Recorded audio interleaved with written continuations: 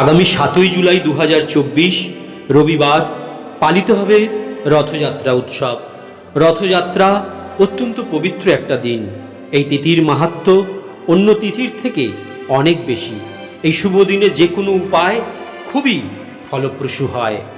রথযাত্রার দিন যে কোনো জগন্নাথ মন্দিরে গিয়ে বা যেখানে জগন্নাথ দেবের পুজো হচ্ছে সেখানে 3টি মরশুমি ফল অবশ্যই নিবেদন করুন।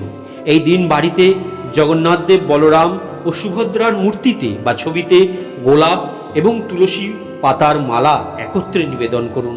রথযাত্রার দিন সকালে স্নান করে শুদ্ধ বস্ত্র পরে একটা লাল কাপড়ে 7টা লবঙ্গ, 2টো কর্পূর, একটা গোলাপ ফুল ও 7টা তুলসী পাতা নিয়ে একটা পুটুলি করে তা জগন্নাথ দেবের শ্রীচরণের কাছে রেখে দিন। দ্বিতীয়া তিথি কেটে গেলে গৃহের দক্ষিণ দিকে এটিকে রেখে দিন। সুনাম ও সুখ্যাতি লাভ হয়। এই দিন 5টি শিশুকে তাদের পছন্দ মতন কোনো জিনিস দান করুন। রথযাত্রার দিন একটা লাল কাপড়ে 5টা কড়ি, 5টা লবঙ্গ একত্রে বেঁধে যদি সম্ভব হয় জগন্নাথ দেবের শ্রীচরণে স্পর্শ করে টাকা রাখার জায়গায় রেখে দিন।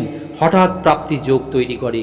বাড়ি থেকে নেগেটিভ এনার্জি দূর করতে রথের দিন কর্পূর এবং লবঙ্গ পুড়িয়ে সেই ছাই বাড়ির ঈশান কোণে ফেলে দিন।